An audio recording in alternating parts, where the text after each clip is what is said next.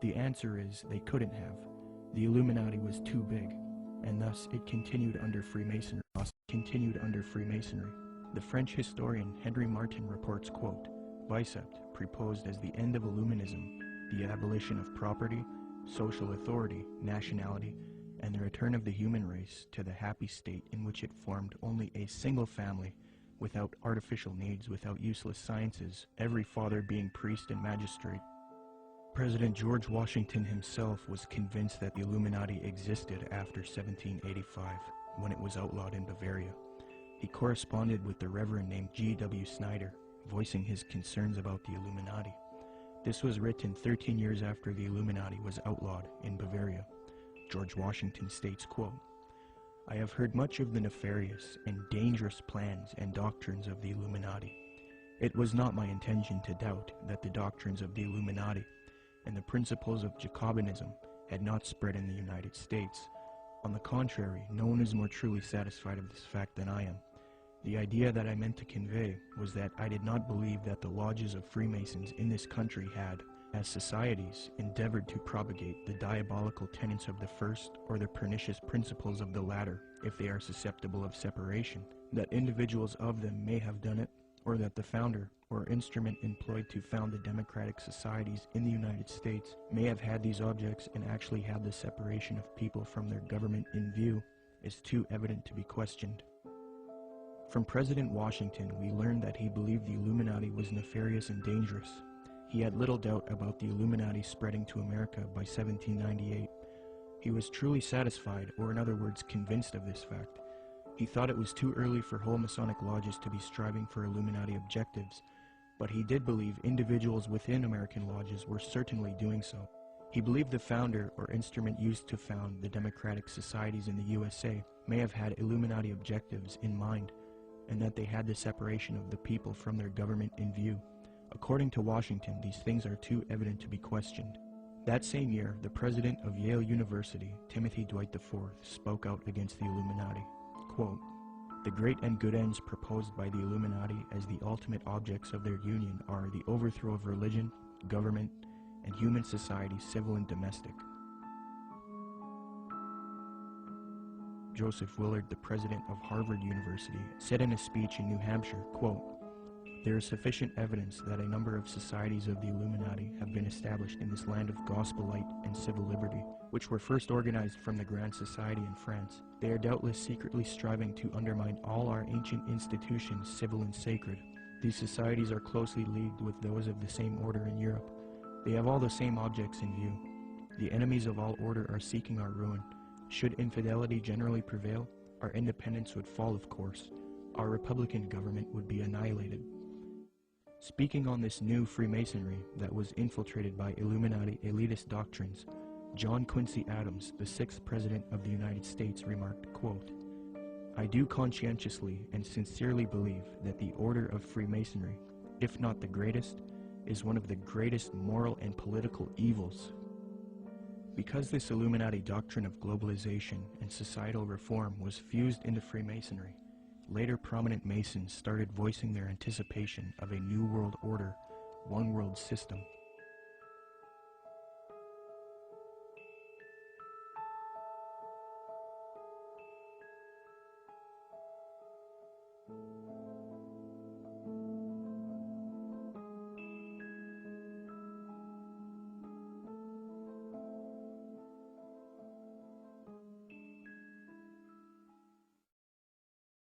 Freemasonry is just one of many ways to get people into the occult.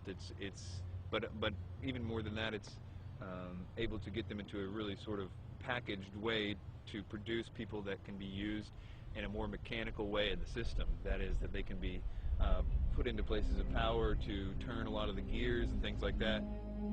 Let me demonstrate that the high levels of Freemasonry and Theosophy are now simultaneously striving for a new world order, one world religion.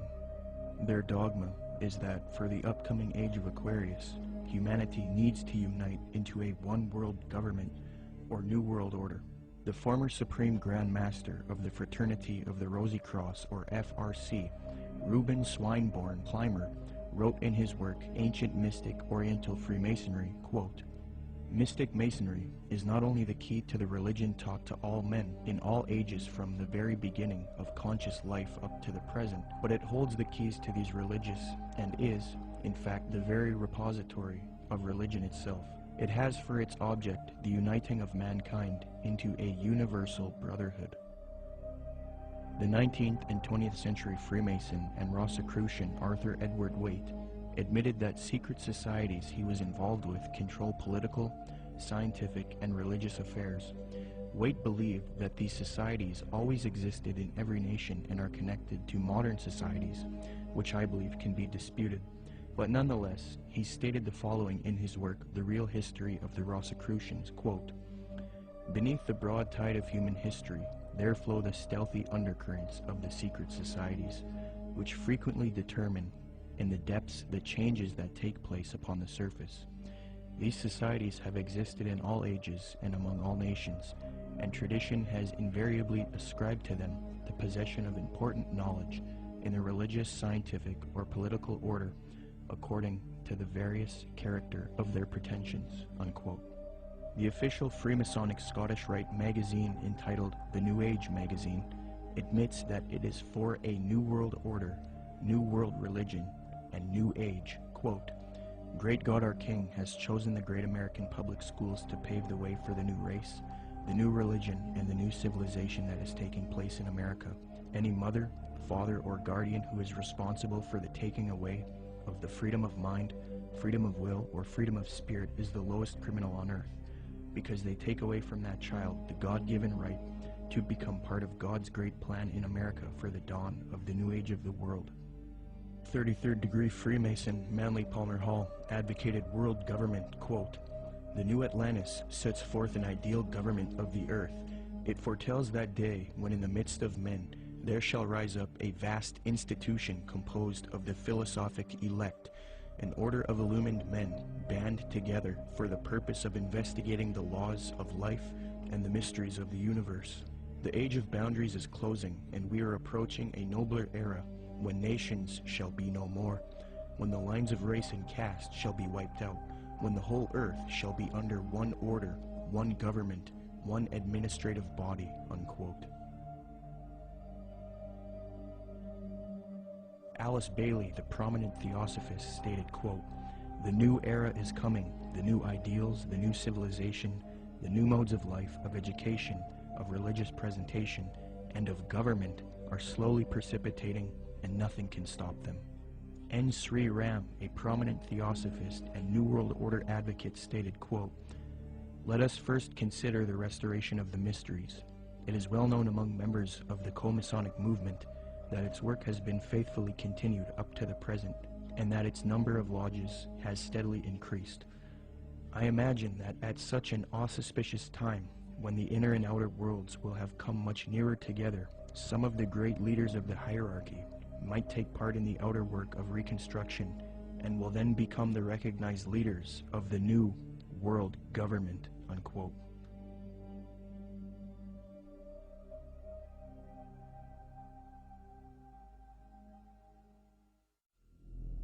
This was written by Manly P. Hall. Manly P. Hall was both a Grand Master within Freemasonry, and he was a Grand Master in the Illuminati. And he says, "All of sincere heart will find consolation in the conviction that powers beyond and above human corruption continue to administer the destiny of the globe.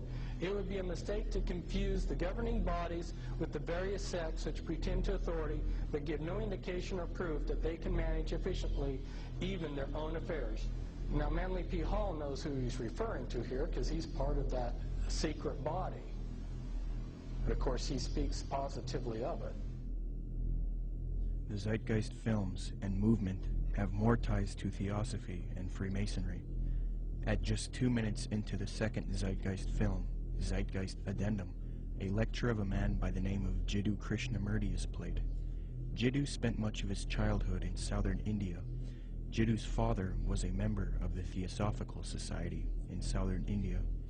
When Jiddu was a boy, he was discovered by the Theosophist C.W. Ledbetter.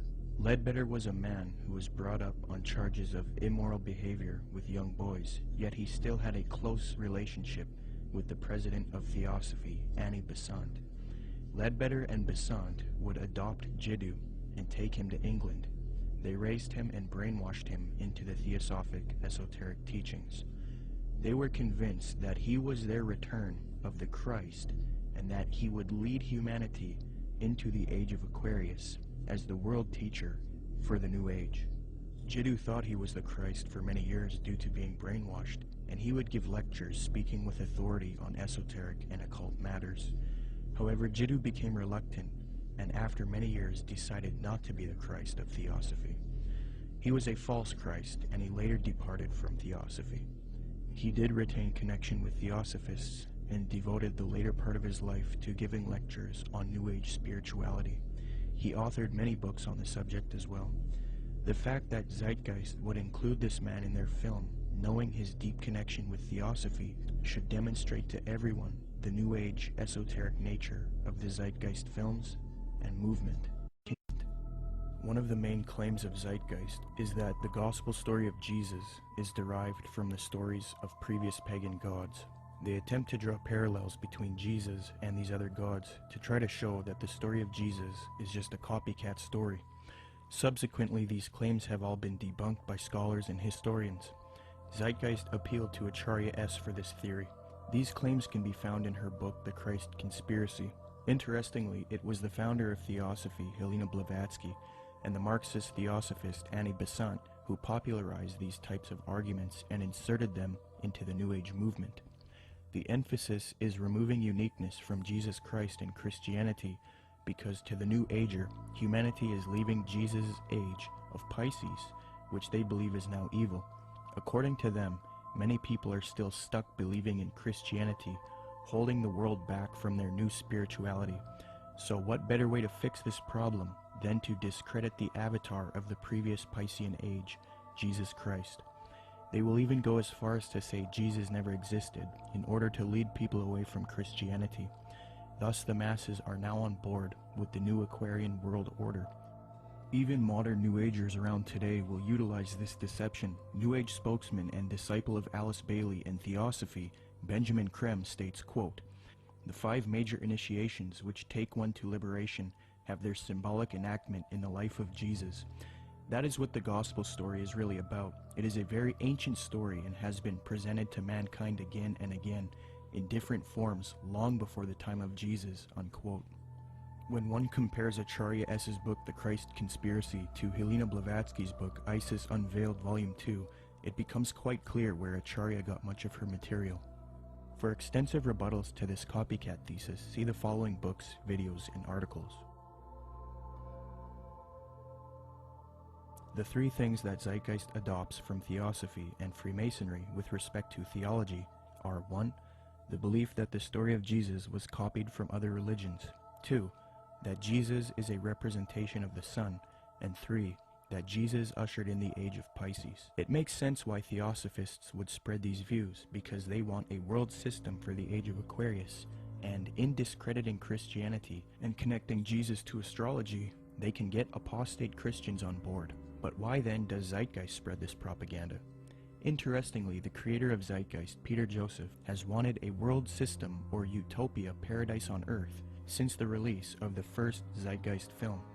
And as far as the spiritual aspect of life, you know, we're all pure spirituality. Of course there's something outside of understanding because we're just a fragment inside this larger whole. I end Zeitgeist with a very positive note. We're talking about the consciousness, the whole consciousness, because you can scientifically orient yourself and even more importantly, spiritually orient yourself into a collective consciousness to realize that we're all one organism. And the moment people stop dividing themselves up and generating religious division, political division, the moment people stop fighting amongst themselves is the moment paradise will dawn. Similarly, Zeitgeist's main source, Acharya S., has advocated the New Age of Aquarius that the elitist Theosophists and Freemasons await in her 1999 work, The Christ Conspiracy, quote, "But the future is now, and the maneuvers are being unveiled. As far as Christianity's role in this new age," Carpenter states, quote, "Christianity, therefore, as I say, must either now come frankly forward and acknowledge its parentage from the great order of the past, seek to rehabilitate that, and carry mankind one step forward in the path of evolution, or else it must perish. There is no alternative. Despite the